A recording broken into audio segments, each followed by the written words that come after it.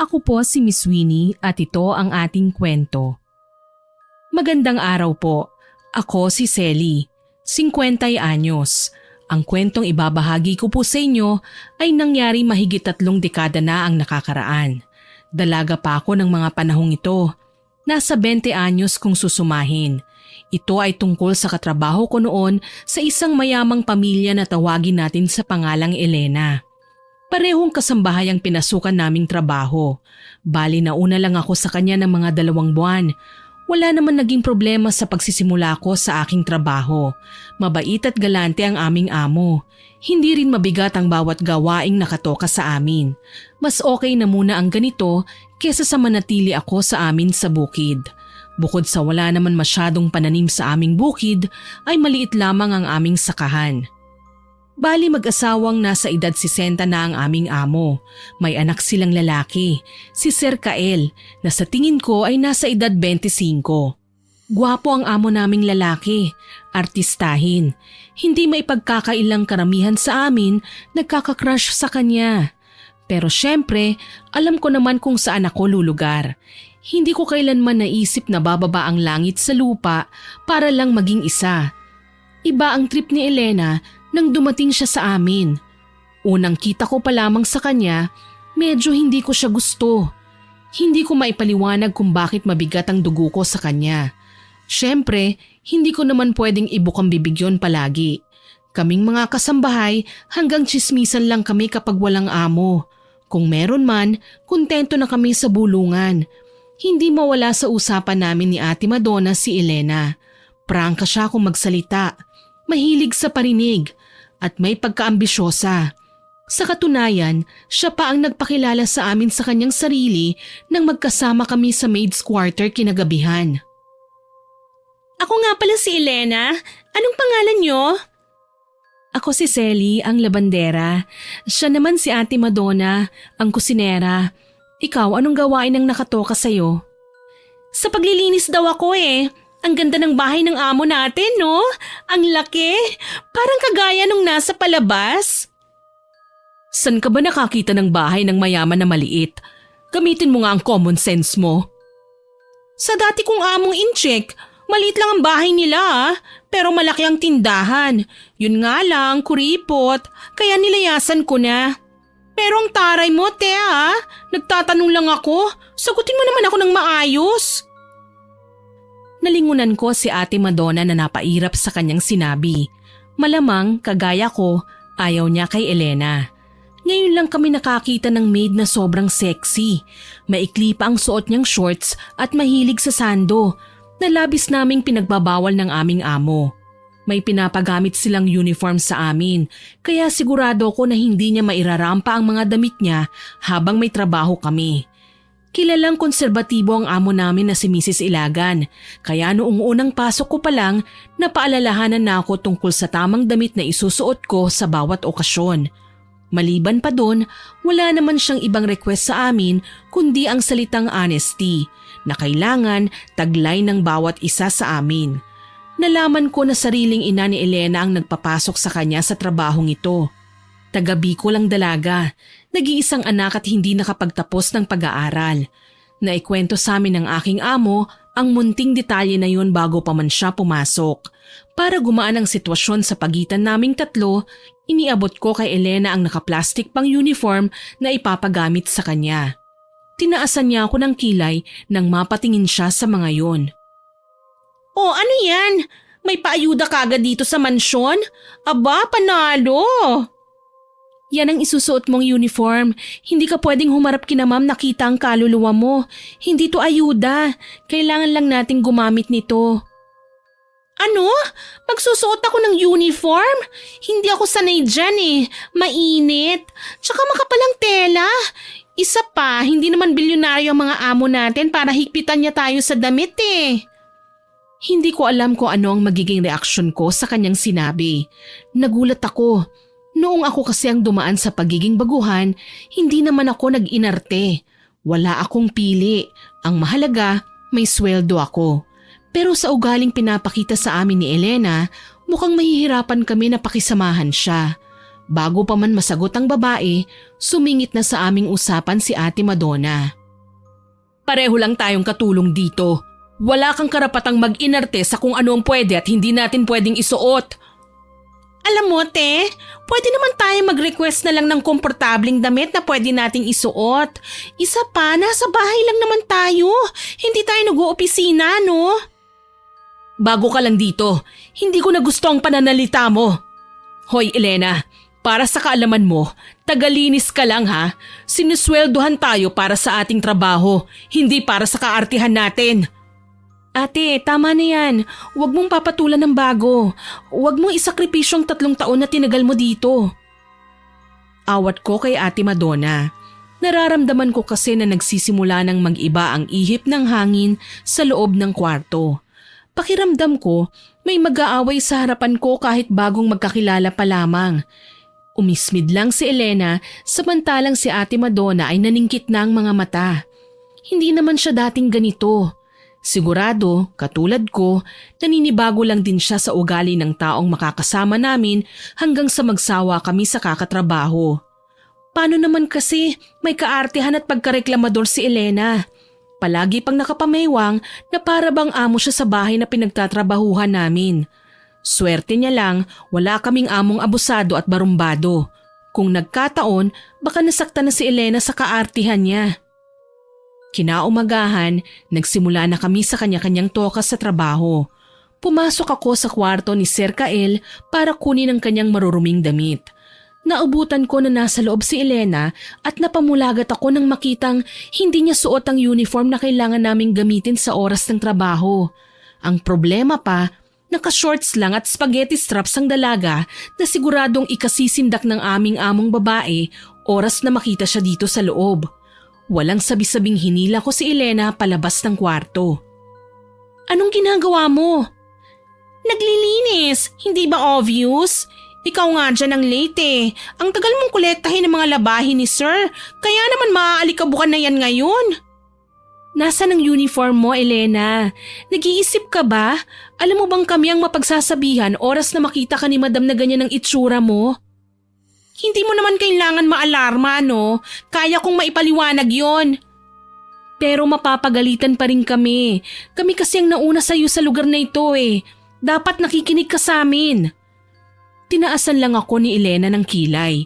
Mukhang wala nga siyang balak na sumunod sa amin. Ang masama pa, nahuli kami ni Sir Kael sa akto na nagtatalo sa may pintuan ng kanyang kwarto.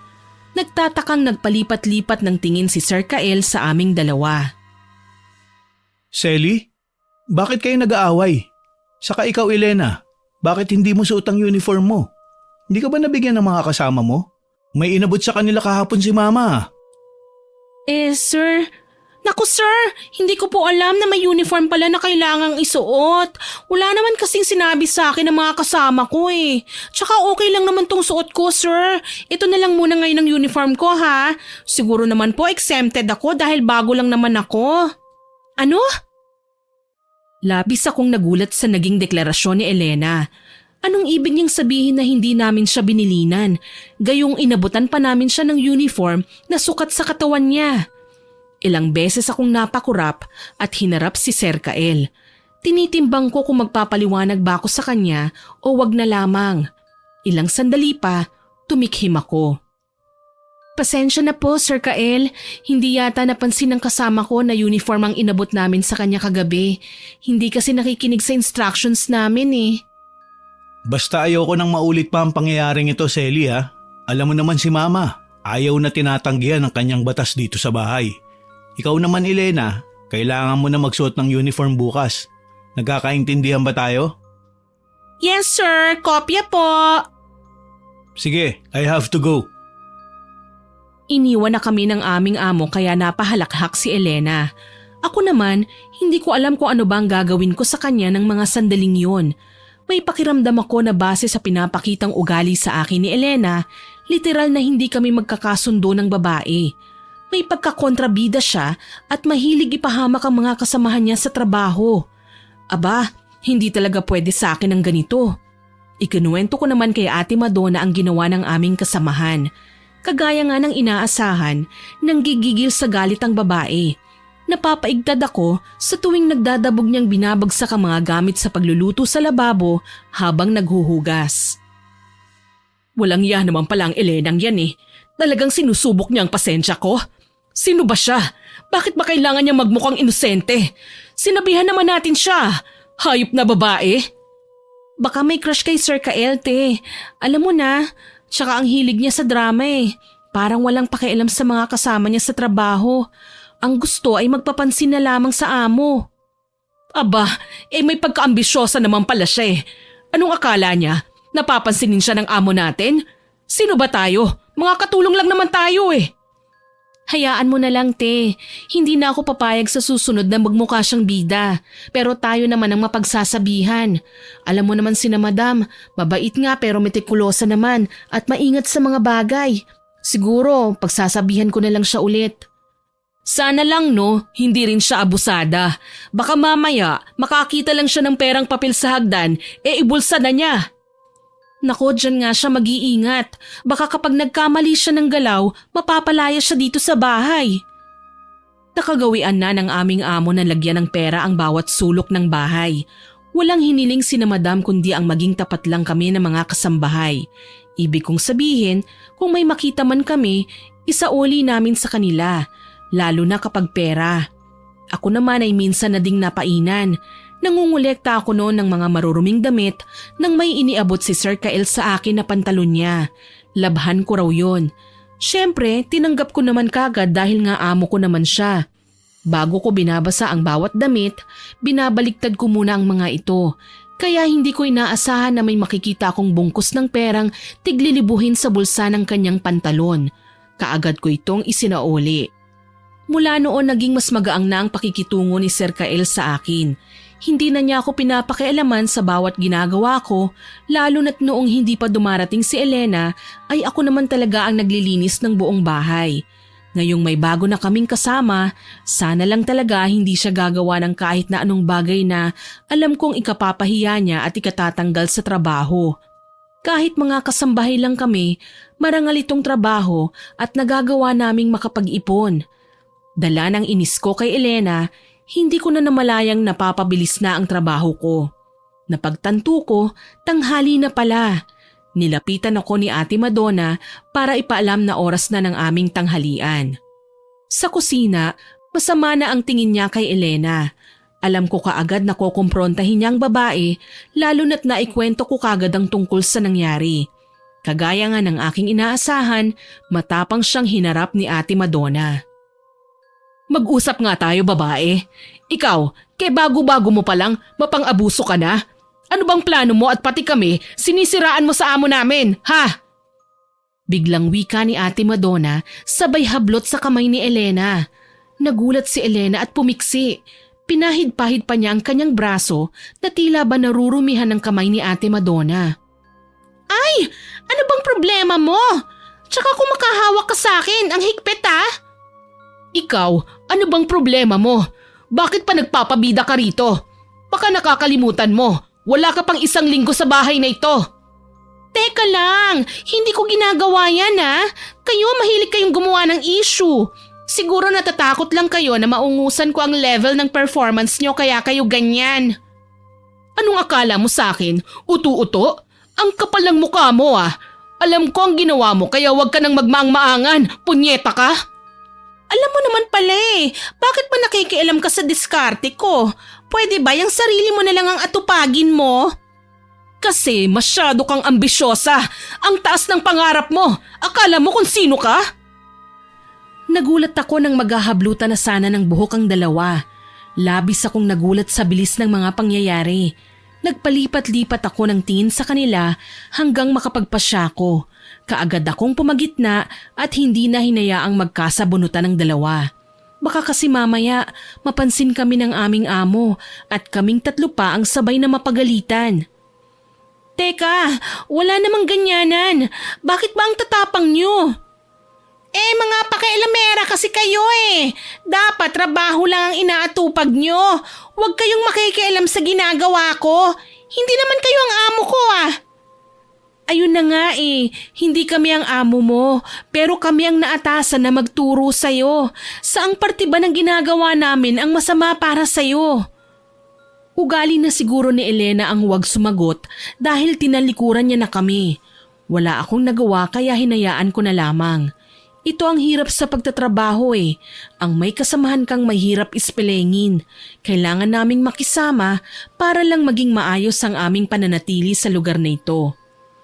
Yang pagiging kunwari ay mabubuting kasamahan nyo ang magpapahamak sa akin Hindi ako nakakalusot kung sumunod ka na lang kasi sa simpleng instruksyon, may mahihirapan ba? Kung maghahanap ka rin lang ng palusot, huwag mo nang dadalhin ang pangalan ko o ni Selly para makaiwas ka sa gulo.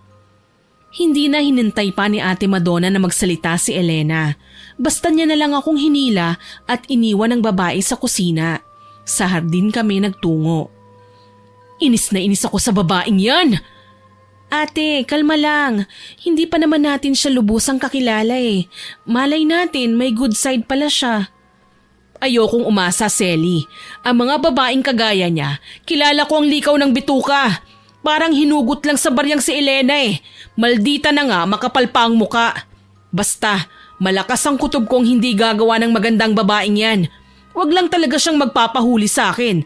Talagang makakaisa siya. Lumipas ang mga araw, kahit papaano, nagawa kong paglayuin sina Elena at Ate Madonna. Kahit may ugali din naman akong tinatago, kaya kong pumagitna sa pagitan nilang dalawa.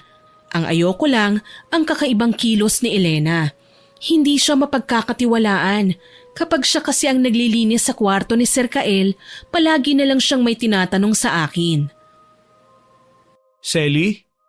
Bakit po, sir? Nakita mo ba yung polo kong kulay blue?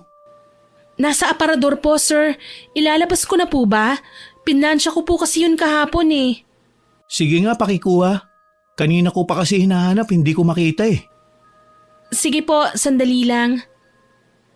Dali-dali akong nagtungo sa kwarto at binuksan ang aparador. Tumambad sa aking paningin ang iba't ibang klase niyang damit, mula polo at mga polo shirts. May mga pantalon at slacks na ginagamit ng aming amo sa opisina. Kaso lang, yung pinapahanap niyang polo, wala doon. Nasaan na ba yun? Dito ko lang nilagay yun May problema ba, Selly? Opo, sir Hindi ko po kasi makita ang kulay ng polo na pinapahanap niyo.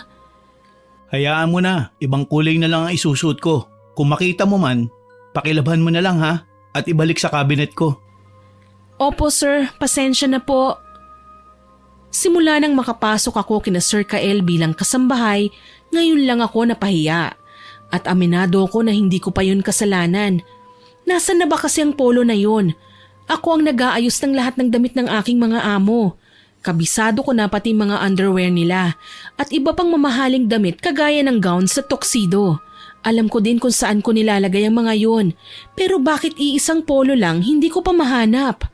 Ayoko mang maglabas ng salita pero para kasing ninakaw ang polo Hindi naman yun mawawala kung walang makikialam. Dala ng pagdududa ko kay Elena, kaagad ko siyang kinumpronta kinahapunan. Nasa sala siya noon, feeling mayaman habang nakaupo sa sofa na nililinis niya. Siguro, kampante dahil wala nga ang amo namin at nasa lakad.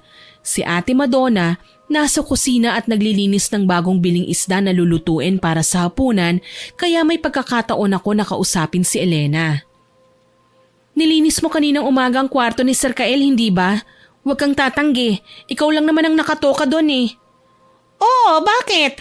Pupurihin mo ba ako? Malinis ang performance ko, hindi ba? Para na din akong may-ari nitong bahay. Walang katulad. Ha ha ha, ang kapal naman ng mukha mo. Hindi yan ang sadya ko sa'yo. Itatanong ko lang kung ikaw ba ang kumuha ng polo ni Sir na nasa aparador. Ha? Bakit ko naman gagawin yun? Ako ba ang labandera? Tsaka, may iba tayo Ano bang pakialam mo kung mataas ang pangarap ko Libre lang naman yun Walang bayad. Tama ka, pero wala namang nawawala sa mga nilalabahan ko nung hindi ka pa dumarating dito sa bahay. Napaka-ambisyosa mo kahit kailan. Huwag masyadong mataas ang pangarap Mamaya niyan mataas din ang kababagsakan mo. Tumayo si Elena at sinamaan ako ng tingin. Umaasta pa siyang amo na nakapamewang at taas noo na humarap sa akin. Naglakad siya at pinagmasdan ako mula ulo hanggang paa. Tila kinukutya ako. So, pinagbibintangan mo ba ako? Nagtatanong lang ako, pero kung minamasama mo, baka nga ikaw ang kumuha. Magnanakaw.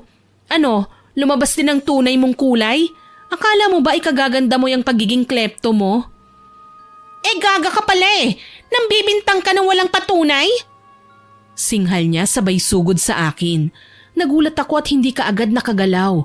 Hindi ko inaasahan na susugurin niya ako. Nang mapagtanto ko na sinasabunutan na niya ako, syempre lumaban ako. Hindi naman ako papayag na basta na lang niya akong saktan.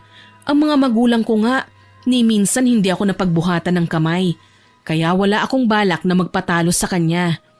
Uminit ang ulo ko at pilit na inabot ang hikaw niya at saka marahas tong hinila. Mas gaga ka, Elena!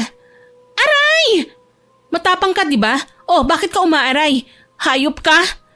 Walang hiya ka? Sinipa ko siya sa tiyan kaya siya tumilapon sa may pinto ng kusina. Naging mabuhay ang pagbangon ni Elena at ginantihan ako pero naging maalam ako sa pag-iwas. Siguro napansin kami ni Ate Madonna kaya iniwan niya ang ginagawa para awatin kami. Isa-isa niya kaming hinawi na kahit pinaghihiwalay na niya ay pilit pa ding naglalapit. Ano bang kaguluhan ito? Bakit kayo nagsasabunutan? Maghiwalay nga kayo! Hindi ako nakikinig sa mga tanong ni Ate Madonna. Ang alam ko lang, kailangan kong hilahin ng marahas ang buhok ni Elena para naman makaganti ako sa kanyang pananakit sa akin. Sinampal ko pa siya nang makahanap ng pagkakataon. Kahit mas bata ako sa kanya ng edad, marunong akong makipagsabunutan. Hindi ako magpapatalo sa kahit sino lalo na at laking bukid ako. Nang sa tingin ni Elena ay dehado siya sa akin, walang takot niyang dinampot ang mamahaling flower vase ng aming amo. Balak niya sanang ibagsak sa ulo ko kaso nakialam na si Ate Madonna. Hinarang niya ang sarili at inagaw ang muebles. Hep! Anong akala mo? Hahayaan na lang kitang basagin to para ibintang mo sa akin? Aba, ako na ang makakalaban mo. Ang kapal naman ng mukha mong sugurin si Selly. Bago ka lang naman dito Bakit mo ba ako pinipigilan? Pinagbibintangan ako ng babaeng yan Magnanakaw daw ako? Di sana pala, pera na lang ang ninakaw ko. Talagang polo pa ang binibintang mo sa akin? Nananaginip ka ba? Ano bang halaga ng polo na yon? Baka naman totoo ang binibintang niya sa'yo. Baka nga may kinuha ka sa kwarto ni Sir Kael.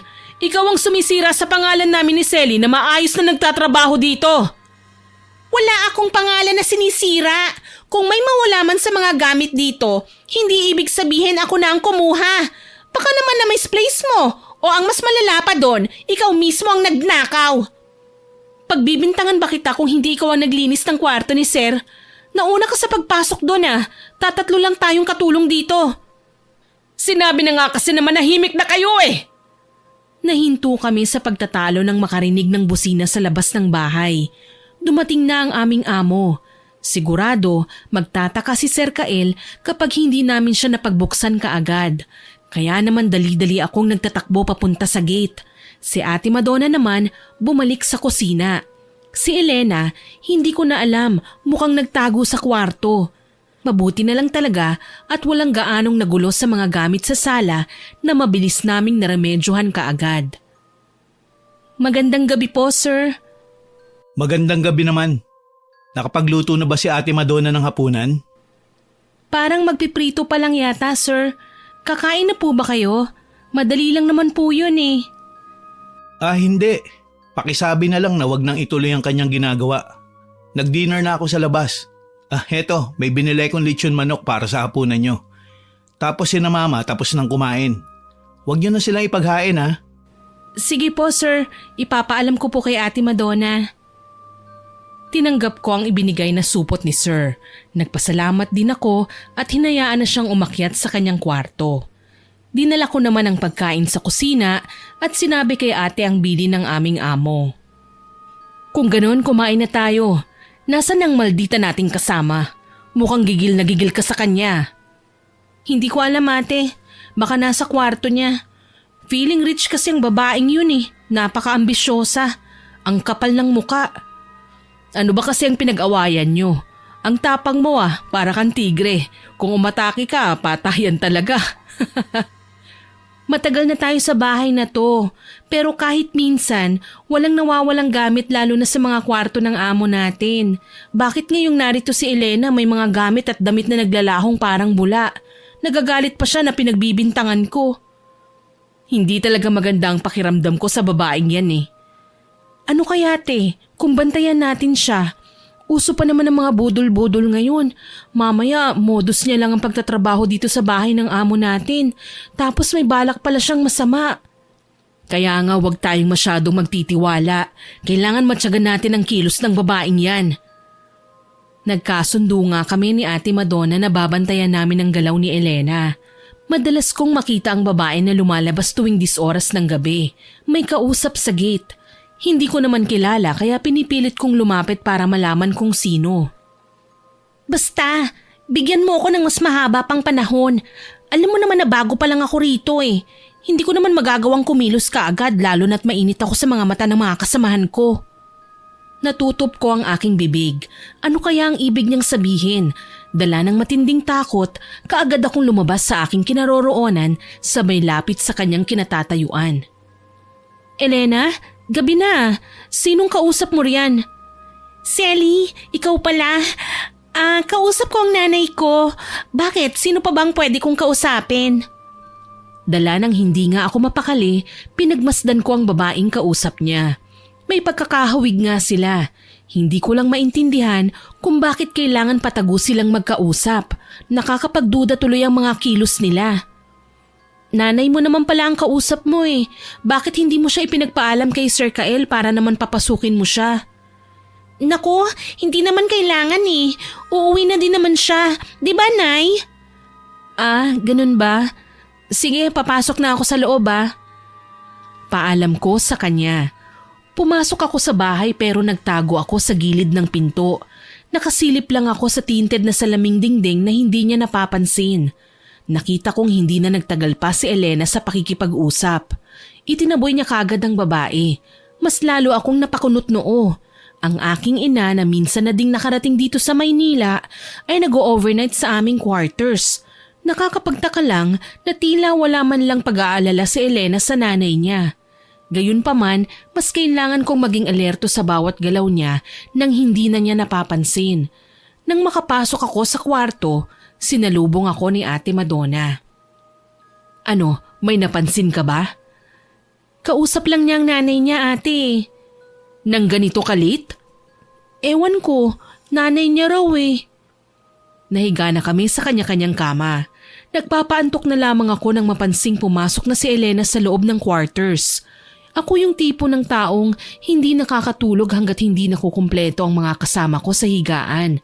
Kaya nang mapansin kong natutulog na ang dalawa kong kasama, napanatag na ang loob ko. Bandang 3:00 ng madaling araw nang magising ulit ako. Napansin kong bumangon si Elena. Akala ko magsi-CR lang siya, pero hindi sa banyo nagtungo ang dalaga. Sa labas ng aming higaan. Dala ng kuryosidad, sinundan ko ang babae. Nakita ko siyang binabaybay ang kahabaan ng hallway papunta sa sala. Tapos dumiretso siya sa mga sinampay ko sa laundry area. Hindi ko alam kung ano ang ginagawa niya pero kinukutuban ako. Pasensya na Sir Kael, pero gusto kong subukan ang bagay na ito. Nang sa gayon, mapigilan ko pang nalalapit na sakuna na nakatakdang mangyari sa pamilya mo. Mahina niyang bulong. Biglang nawala ang aking antok sa mga narinig ko. Sakuna? Nakatakdang mangyari? Ibig ba talagang sabihin may binabalak na masama si Elena? Kailangan kong sabihin ang aking mga nalaman kay Ate Madonna. Kapag may napatunayan kami, kailangan din naming ipaalam kay Sir Kael ang masama niyang plano. Dali-dali akong nagtago nang makita siyang dala na naman ang pantalon ni Sir Kael. Nagtaka ako, anong gagawin niya sa pantalon? Bakit sa garden siya papunta? Naisip ko siyang sundan. May malawak na espasyo sa likod ng halamanan kung saan natatakpan ng mga sanga at dahon. Hinawi ko yon. Sa di kalayuan, may napansin akong bagay na hindi ko akalaing makikita ko sa lugar na yon. Isang manikin na suot ang nawawalang polo ni Sir Kael, ang pantalon at sapatos. Makailang beses akong napakurap. Manikin talaga ang nakikita ko. Pero bakit? Para saan? May pantasya ba talaga si Elena kay Sir? Ano naman ang mangyayari kung nanakawin niya ang mga damit ng binata? Hindi ko alam kung ano ang iisipin ko sa kanya nang makita kong niyakap ni Elena ang manikin at hinahalikan niya. Kael, sana mapanaginipan mo ko. Kael, isipin mo ko at huwag mong tatanggalin sa isipan mo. Magambala ka sa presensya ko. Mabaliw ka sa pagnanais na makasama ako. Napatda ako. Nababaliw na ba si Elena o isa siyang mambabarang? Bakit siya gumagawa ng mga ganitong klasing bagay? Kinikilabutan ako sa kanyang pinaggagawa kaya naman hindi ko na tinapos ang panunood. Basta na lang akong tumalikod.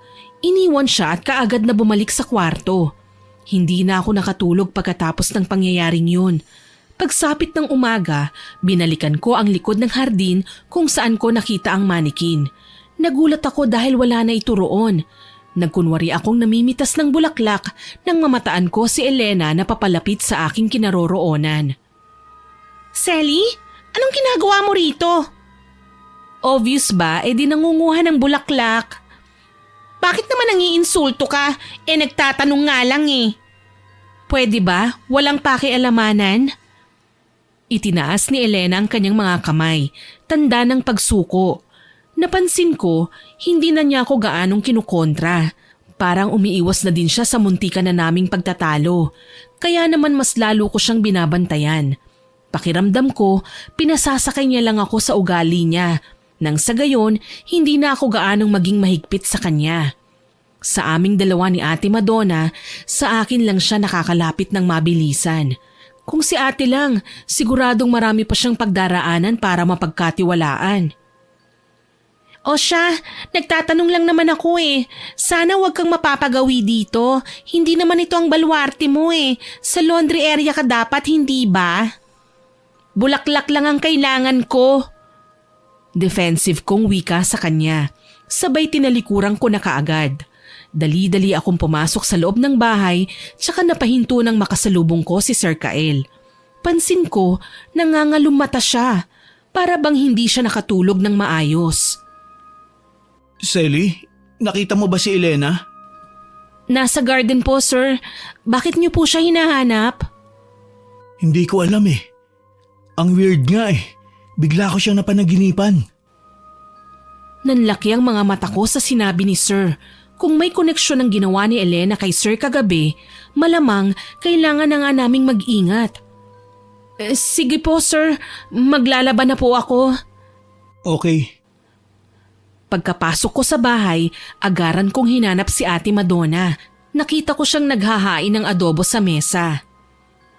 Sally, bakit parang balisa ka? Ate, may ikukwento ko sa'yo.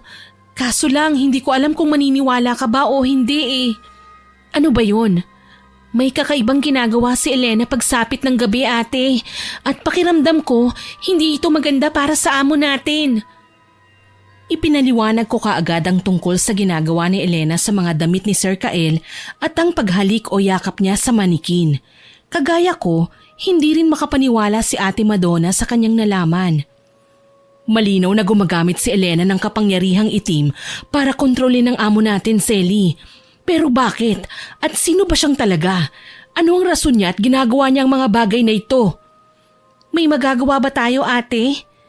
Mahirap kasing gumalaw nang wala tayong sapat na basehan. Kailangan muna nating mag-ipon ng mga ebidensya bago natin siya kumprontahin. Paano? Ipunin natin ang lahat ng mga bagay na makikita nating konektado sa kanya. Sige, ate. Mula nga noon, lahat ng mga bagay na sa tingin namin ay may kinalaman sa kinukolekta ni Elena ay patagudi naming ninanakaw. Tinipon namin ang mga yun. Kaso lang, hindi lahat na itago namin. May mga nakakalusot na parehong hindi namin napapansin. Naging dahilan nito ng pagkakasakit ni Sir Kael. 8:00 na ng umaga nang pumasok ako sa kanyang kwarto para manguha ng labahin. Nagtaka ako, sarado ang mga bintana ng kanyang silid at nakatakip ang mga kurtina. Sobrang dilim kaya naman sinubukan kong hawiin ang isa sa mga nakatakip na tela. Nagulat ako nang pumiksi si Sir sa kanyang higaan. Hindi ako mapakali kaya talagang binuksan ko na lahat para naman magliwanag ang buong kwarto. Gayon na lang ang pagkataranta ko nang makita ko si Sir Kael na hubot-hubad sa kanyang kama. Hinahalikan ng unan at paulit-ulit na tinatawag ang pangalan ni Elena. Otomatikong napatakip ako ng aking muka. Lalo na nang basta na lang akong hinila ni Sir Kael at niyakap niya sabay pinahiga ako sa kama. Sir, wag po! Elena, mahal kita. Dito ka lang sa tabi ko. Teka lang sir, hindi po ako si Elena. Hindi, mahal kita. Kahit sino ka pa. Kahit anong gawa kong pagpupumiglas, wala akong nagawa. Mas malakas sa akin si Sir Kael. Ni hindi man lang ako nakapanlaban nang may mangyari sa aming dalawa. Buong buhay ko, hindi ko inakala na mararanasan ko ang ganito. Ang masaklap pa, sa tagpong ito kami nadatna ng mga magulang ni Sir Kael. Hindi sila makapaniwala na magagawa namin ito. Umiiyak na yumakap ako kay Ate Madonna. Nagpaliwanag ako at nakinig naman sila sa akin. Ate, hindi ko inakit ang amo natin. Alam mo na marangal akong tao. Kinahasa niya ako. Shh! Naniniwala kami ni Madam sa paliwanag mo. Pero sinabi ko rin sa kanila na wala sa wisyo si Sir Kael nang gawin ang bagay na yun sa'yo. Isinailalim siya sa pambabarang ng isang dalagang ambisyosa. Sabay kaming napalingon ni ate kay Elena na noon masamang-masama ang tingin sa akin. Kanina pa niya ako binubulungan na mang-aagaw na nagtitake advantage daw ako sa kahinaan ni Sir Kael. Na ako raw ang sumira sa mga plano niya. Galit na nilapitan ko si Elena. Alam ko naman na para sa kanya dapat ang planong yun eh. Pinangarap niyang mangyari sa kanila yun ni Sir Kael para maging asawa siya at maging mayaman. Ang problema lang, dinamay nila ako. Kaya naman kahit sa maliit lang na paraan, ninais kong gumante. Marahas kong sinampal si Elena. Ikaw ang may kasalanan sa mga nangyayari sa akin ngayon. Ako pa ang sinisisi mo? Ikaw nga tong sumira sa plano ko? Dinamay mo ko. Anong ginawa mo kay Sir Kael ha? Mambabarang ka! Umalingaw-ngaw ang boses ko sa buong kabahayan. Nilapitan ako ni Madam, ang nanay ni Sir Kael, at pinakalma niya ako. Alam ko naman na natatakot sila baka gumawa ako ng iskandalo o baka idemanda ko si Sir dahil sa nangyari. Pero wala akong balak na gawin yun hanggat hindi ko nakakausap ng maayos si Elena.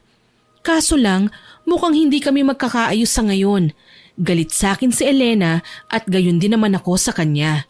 Sila ang sumira sa buhay ko. Hindi ako papayag na makatakas siya ng ganun lang. Walang yakang maharot na babae ka! Ah! Uungol-ungol ka pa! Kagagawan mo to! Bakit ako nagdurusa? Dahil sa'yo! Ang kapal ng mukha mo! Nagpagulong-gulong kami ni Elena sa sahig. Hindi ako pumayag na hindi mahilang kanyang buhok. Pinagkakalmot ko pa siya sa muka kaya siya nagsisigaw. Sina Madam at Ate Madonna naman ang umawat sa amin. Tama na, Selly. Magagawa nating ibalik si Sir Kael sa dati. Huwag kang mag-alala. Isa akong mananambal. Natigil ako sa paghila sa buhok ni Elena. Pinahiran ko ang luha sa aking mga mata. Nanginginig na niyakap ang aking sarili. Paano ko ipapaliwanag ang lahat ng ito sa aking mga magulang, ate? Anong sasabihin ko sa kanila? Kumalma ka, Selly. Lahat ng bagay may solusyon. Mamaya na natin asikasuhin si Sir Kael. Harapin muna natin si Madam.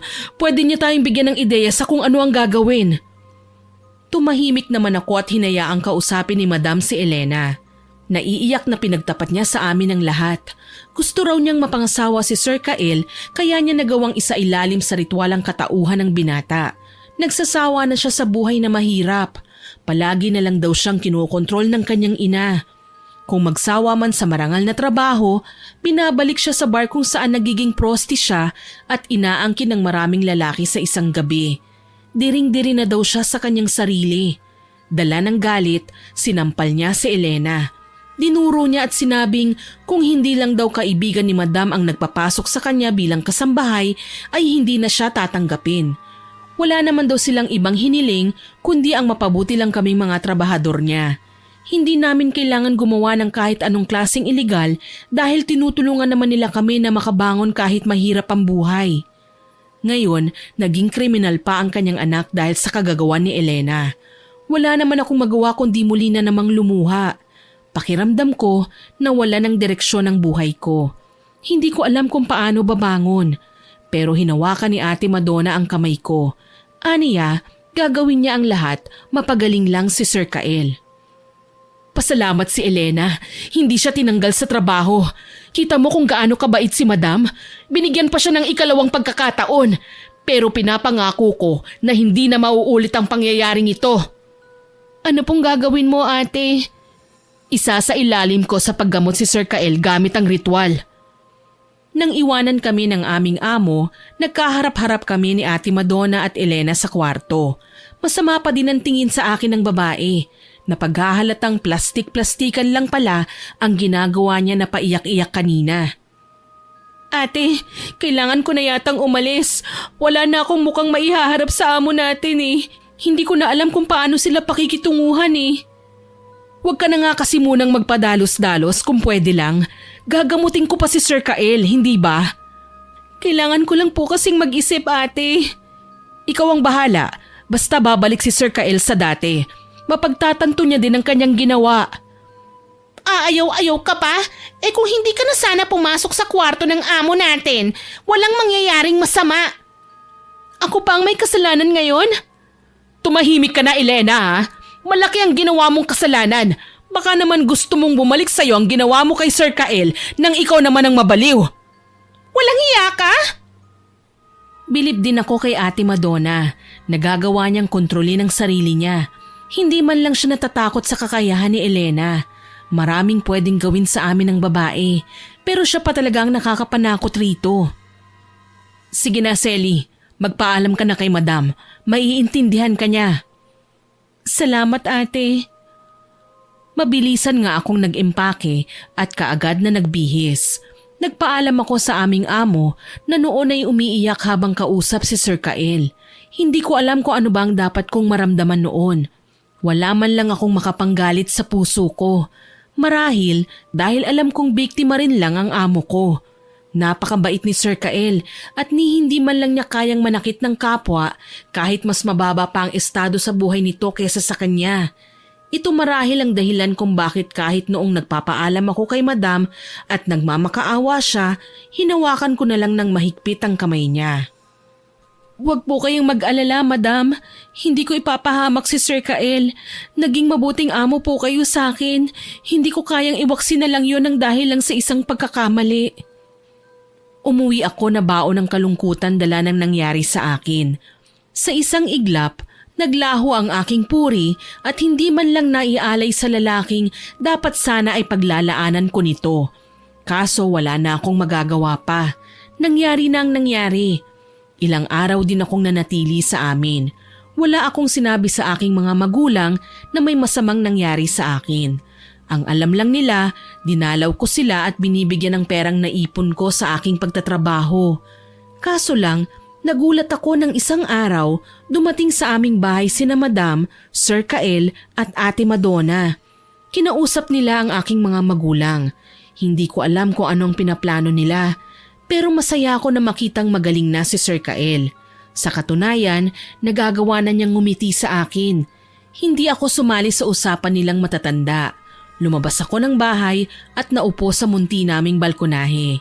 Medyo nakadama lang ako ng pagkailang nang makita ko si Sir Kael na papalapit sa akin. Selly, kumusta ka na? Sir, ayos lang po ako. Kayo po? Ayos din naman. Para akong bagong isinilang. Mabuti naman po kung ganun.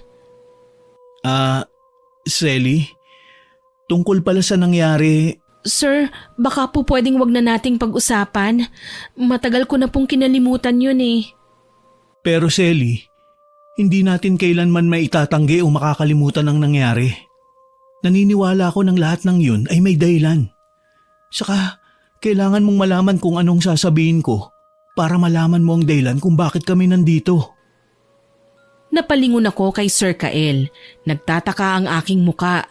Gustuhin ko mang magtanong, kailangan kong mauna siyang magsalita. Kaya naman hinayaan ko siyang isalaysay sa akin ang saloobin niya. Nung mangyari ang bagay na yun sa pagitan natin, nakikita ko na nahihirapan ka, natatakot, nagmamakaawa. Hindi ko alam kung bakit hindi ko makontrol ang sarili ko. Ang alam ko lang, gusto kitang aluin, sabihin sa'yo na hindi ako masamang tao. Pero tila may ibang nilalang na gumagamit sa katawan ko. Alam ko naman po yun eh. Bago pa po kayo magkaganyan, binalak na talaga namin ni Ate Madonna na sabihin sa inyo ang totoo. Tungkol sa palihim na ginagawa ni Elena tuwing gabi. Ang mga ritual at orasyon na kung minsan, hinahalikan na niya ang mga personal niyong gamit. Oo, ipinaliwanag sa akin ni Madonna ang tungkol dun. Kaya nga niya ako ginamot. Nagpapasalamat ako na bumalik na ako sa dati. Nagawa kong kumprontahin si Elena sa ginawa niya. At dala ng matindi kong galit, pinalayas ko siya. Napatingin ako kay Sir Kael, hindi makapaniwala. Biktima lang po siya ng pang-aabuso ng kanyang ina. Walang ibang tingin sa kanyang nanay niya kundi taong nagpapadala ng pera sa pamamahay nila. Pinangarap ni Elena na makatuluyan kayo dahil nais na niyang makaalis sa mahirap na buhay niya. Alam ko. Pero hindi naman ako sintu-sintong tao na basta nalang pasok sa panlasa ko o paningin ko ang ugali at katauhan ng isang babae ay papatulang ko na kagad. Simula nang may mangyari sa atin, nahihirapan na akong alisin ka sa isip ko. Ngayon ko lang napagtanto na mahal kita, Selly, at gusto kitang mapangasawa.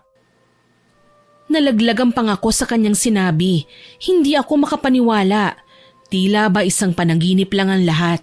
Kaya naman para mapawi ang pagkailang na nararamdaman namin para sa isa't isa, muli akong nagsalita. Sinasabi niyo lang po yan dahil nakukonsensya kayo. Hindi. Totoo talaga ang sinasabi ko sa'yo. Matagal na kitang gusto pero hindi ko alam kung paano sasabihin sa'yo ang nararamdaman ko. Lalo na sa tuwing kinakausap kita o may tinatanong ako sa'yo. Nahahalata akong naiilang ka sa akin. Ano bang gusto niyong gawin ko, sir? Gayahin si Elena? Landiin kayo? Magpapansin sa'yo? Hindi po kaharutan ang ipinunta ko sa Maynila. Ang sadya ko doon ay trabaho para kahit papano mabigyan ko ng magandang buhay ang aking pamilya. Saad ko sa kanya. Ngumiti sa akin si Sir Kael. Ewan ko ba, pero kinakabahan ako sa paraan ng pagtitig niya. Para akong natutunaw. Pilit ko man na itanggi siya sa puso ko, natitempt na din akong tanggapin ang alok niya.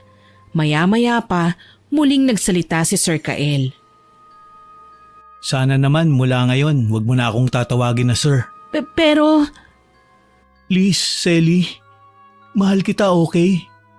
Sana naman wag mong tatanggihan ang pag-ibig ko para sa'yo. Alam kong mabilisan to, pero sana naman wag mong iisipin na pinipilit kita dahil kailangan. Ginagawa ko ito dahil ito talaga ang digta ng puso ko. Sir? Hinawakan ni Sir Kael ang aking mga kamay. Nararamdaman ko ang pagiging sinsero niya at hindi ko siya matanggihan.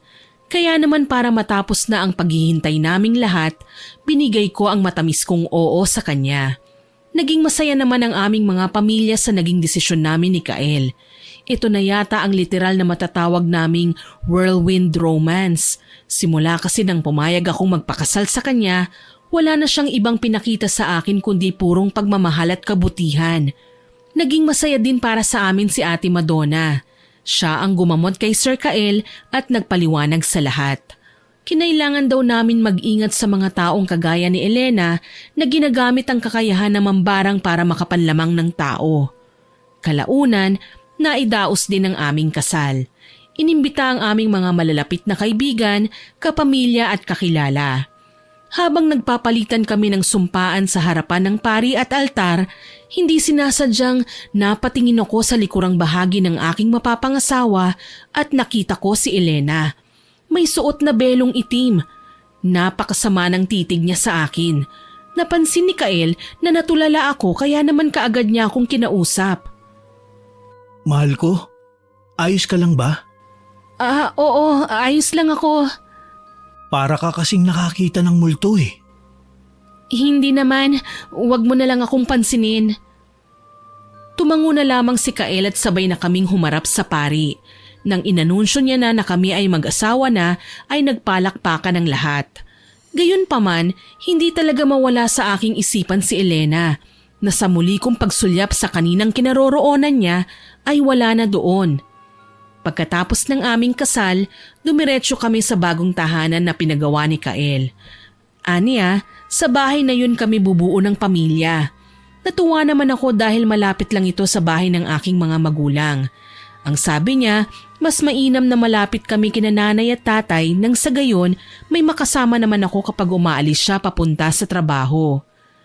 6 na buwan na kaming nagsasama nang matuklasan ko na ako ay buntis. Gayon na lamang ang labis niyang tuwa nang ibalita ko yun sa kanya. Hindi ko nga maiwasang kiligin habang tinatanggap ang mga yakap at halik niya. Sino nga ba naman ang mag-aakala na ang lalaking pinapangarap ni Elena ay sa akin magpapakasal at sa akin magbibigay ng kanyang sinumpaang pangako?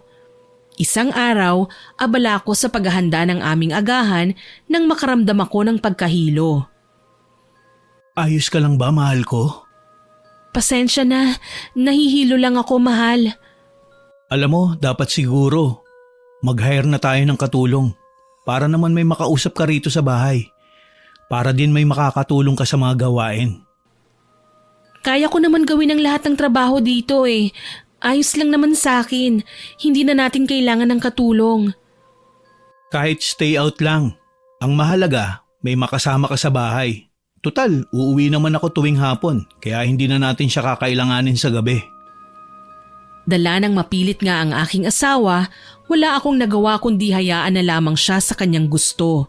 Tutal naman, siya ang magpapasweldo. Napapangiti na lang ako sa tuwing tinatrato niya akong parang prinsesa. Dati labandera lang ako ng kanyang mga damit, taga-plancha ng kanyang polo.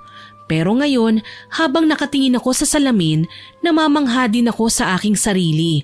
Nakikita ko ang kaibahan ng aking panlabas na anyo. Mamahali na ang aking mga damit. May suot akong alahas. Marami na akong pera.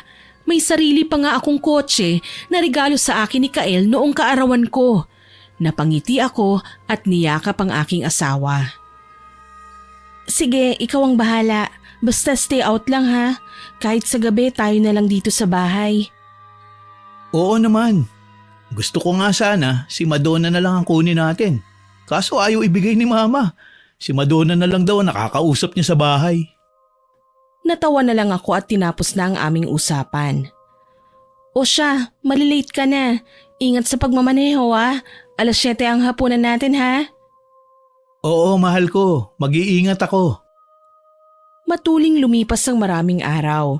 Naging maayos naman ang aking pakiramdam hanggang sa dumating nga ang aming hinihintay na kasambahay.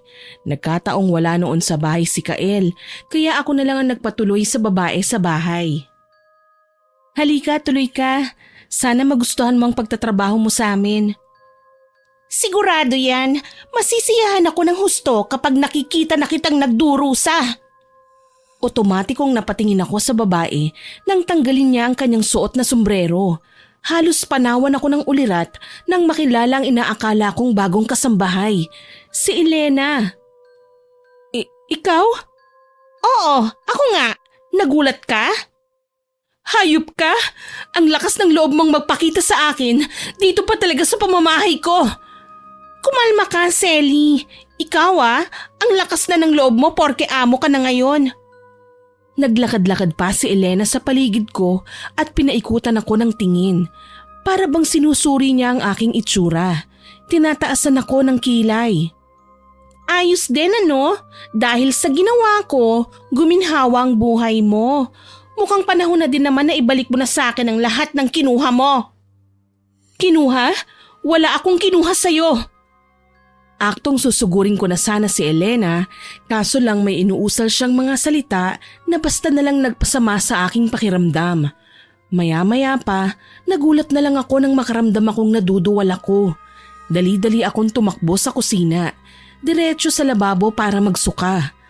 Halos manghina ako sa dami ng aking isinuka na hindi naman pagkain kundi mga insektong kahit kailan ay hindi ko naman nilantakan. Diyos ko! Bubuyog! Masarap ba, Selly? Yan ang regalo ko sa pagdadalang tao mo. Malandi ka? Inagaw mo sa akin si Kael! Nanlilisik ang mga mata ko at hinablot ang kutsilyo sa may lababo. Iniumang ko ang patalim sa kanya. Wala akong inaagaw sa'yo. Ang kapal naman ng mukha mong pagbintangan ako. Ay, talaga? Wala kang kinuha sa akin? Isusumbong kita kay Kael. Sige, isumbong mo ako. Kung gusto mo pati asawa mo ay magsuka din ng insekto at maging malala kagaya mo. Anya na ikinaatras ko. Galit na galit ako sa ginawa niya sa akin pero hindi ko naman alam kung paano siya gagantihan. Hindi ako kriminal, lalo na't kahit hawak ko ang kutsilyo sa aking kamay ay labis ang aking panginginig. Nabigla na lang ako nang umusal siya ng lengguwaheng siya lamang ang nakakaintindi. Bigla, tila may puwersang pumigil sa aking kamay para atakihin si Elena. Sa halip, nabigla ako nang kumilos ang aking braso at sapilitang iniharap sa aking sarili ang kutsilyo. Anong ginagawa mo? Gusto kong tapusin mo na ang buhay mo. Hindi ako papayag. Pinilit kong makipagtagisan ng lakas laban sa aking sarili. Ginawa ko ang lahat, wag lang masugatan ng hawak kong kutsilyo. Ang kailangan lang mabitawan ko ito. Pero sadyang napakalakas ng puwersang kumukontrol sa akin. Napasigaw pa ako ng tuluyan nang maidiin ang kutsilyo sa aking kamay kung saan nahiwa ko ang aking palad kasabay ang pag-agos ng napakaraming dugo. Diyos ko! Elena, itigil mo nang ginagawa mo! Nanggigigil akong singhal sa kanya na ginantihan lang niya ng tawa. Natatarantang tumakbo ako sa gripo para hugasan ang duguan kong kamay.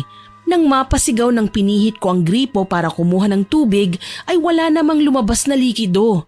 Sa halip, sandamakmak na linta ang nakita kong lumabas sa gripo na ikinasindak ko.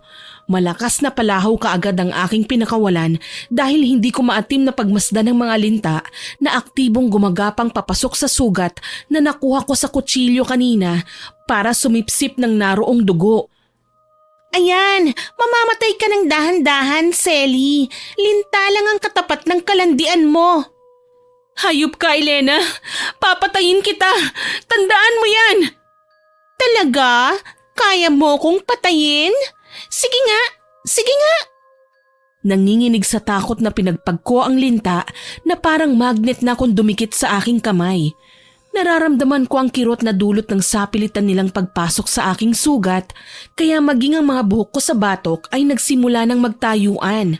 Natataranta akong sumigaw ng pagkalakas-lakas, sapat para marinig ako ng mga kapitbahay at may dumaluman lang sana para tulungan ako. Dala ng labis na panghihina at pagsakit ng aking ulo sa ingay na likha ng halakhak ni Elena, hinimatay ako. Nagising na lamang ako na nasa ospital na at nakaswero. Si Kael naman nakatunghay sa akin, alalang-alala. Mahal ko, kumusta na ang pakiramdam mo? Masakit ang kamay ko. Pinag-alala mo ako ng gusto. Bakit mo ba naman kasi sinugatan ng sarili mo? Mahal, hindi ko magagawang sugatan ng sarili ko. Hindi pa ako nasisiraan ng bait. Pero ang sabi ng mga kapitbahay, ikaw ang may hawak ng kutsilyo. Naririnig ka pa nila na nagwawala. Mahal naman, hindi ka ba naniniwala sa akin? Kagagawa ni Elena to. Siya ang katulong na nakuha mo at nagtangka sa buhay ko. Papatayin niya ako. Babawiin daw niya ang meron ako. Paanong nasali sa usapan si Elena? Mahal ko, matagal na natin siyang hindi nakikita. Mahal, nagsasabi naman kasi ako ng totoo. Huminga ng malalim si Kael dahil sa aking sinabi. Alam kong nahihirapan siyang intindihin ako pero yun naman talaga ang totoo. Si Elena ang nanakit sa akin. Ginamitan niya ako ng mahika para kontrolin ng kakayahan niya ang aking lakas at sugatan ng aking sarili. Dala ng hindi nga ako matahimik, ipinatawag niya si Ate Madonna at pinapunta sa bahay namin nang makalabas ako ng ospital. Walang nagawa ang kanyang ina dahil nga kailangan ko ng kaalaman at kakayahan ni Ate Madonna para mapatunayan na nagsasabi ako ng totoo. Gabi na nang dumating siya sa bahay, mga 9:00. Niyakap ako ni ate at kaagad siyang napalayo sa akin. Amoy malansa ka, Selly. Anong ibig mong sabihin, ate? Pinaglalaruan ka ng mambabarang. Dahil sa kanyang sinabi, umiiyak na kinuwento ko ang tungkol sa pagpunta ni Elena sa bahay. Hindi makapaniwala sa aking sinabi si Ate Madonna. Mukhang nagbalik na ang babae para maghiganti. Paano'y hindi naging magandang ginawang pagpapalayas ni Kael sa dalaga? Galit na galit kasi ang aking asawa sa ginawa ni Elena kaya siya naitaboy. Kailangan na nga kitang itawas. Ate, gawin mo ang lahat. Malaman mo lang kung bakit kailangan akong balikan ni Elena. Wala naman akong matinding kasalanan sa kanya eh. Mangiyak-ngiyak kong sabi. Dahil sa ginawa niya sa akin, pati anak namin ni Kael ay nadadamay sa galit niya. Hindi na ako pwedeng maospital ulit. Baka ikasama ng kalagayan ng baby namin na palagi akong nakakabitan ng swero. Pinagmasdan ko siya habang abala sa pagdarasal sa harap ng libreto na hawak niya. Maya-maya, nagpakuha siya ng puting planggana na may tubig at asin.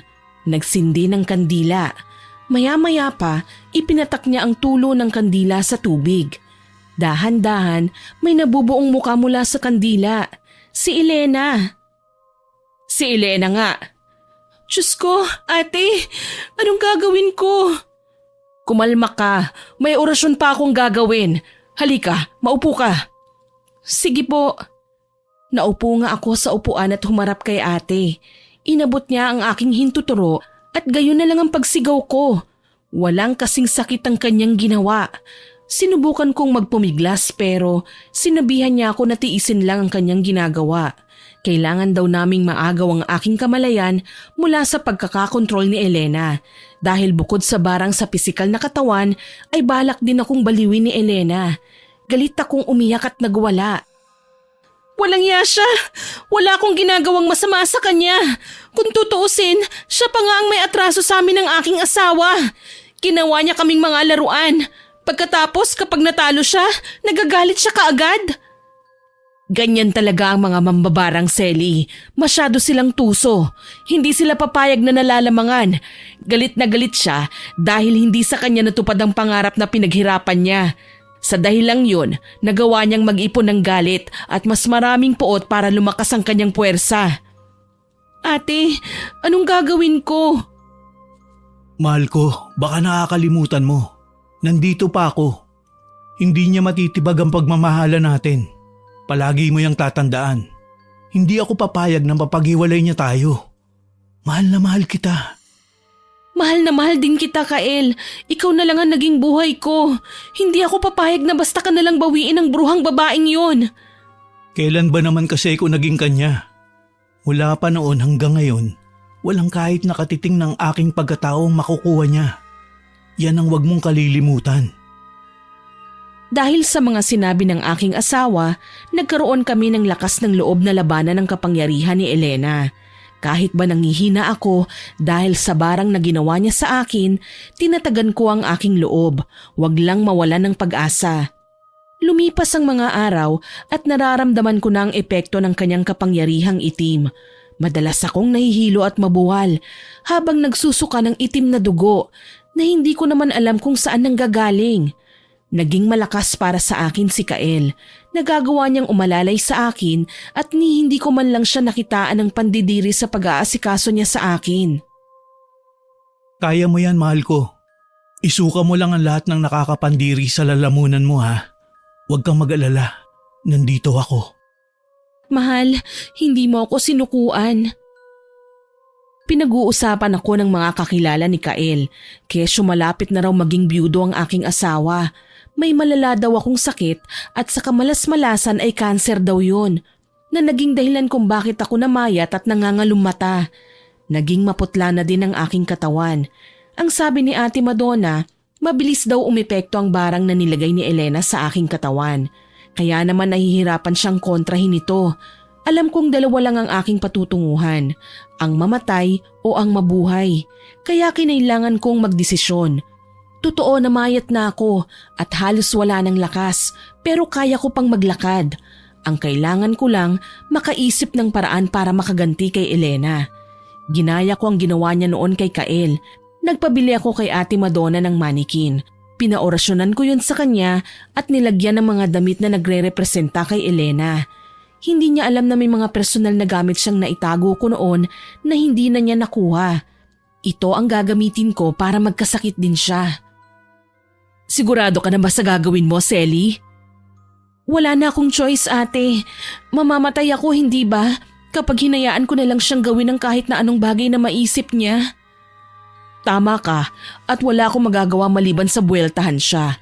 Hindi ko naman kaya maging mangkukulam dahil hindi na magkakabisa ang pagiging mananambal ko kapag ginawa ko yun. Hayaan mong gawin ko ang bagay na ito, ate, nang makaganti naman ako sa kanya. Niyakap ako ni Ate Madonna ng mahigpit. Pagkatapos, hinayaan niya akong pag-aralan ng lahat ng tungkol sa barang. May libro siyang tinatago tungkol sa karunungang itim na mabilis ko namang natutunan. Naging masikap ako hanggang sa isang araw na pagtanto kong handa na ako. Binigyan ako ni Ate Madonna ng pulseras na proteksyon sa anumang gagawin sa akin ni Elena. Aniya, kailangan ko yun dahil lumalakas daw ang puwersa ng babae. Patunay na doon ang biglaan na lang niyang paglitaw sa aking harapan ng basta-basta kahit wala naman siya sa aming tahanan. Nagagawa na niya ang imposible na alam kong pinaghandaan din niya para lang mahulog ako sa bitag niya.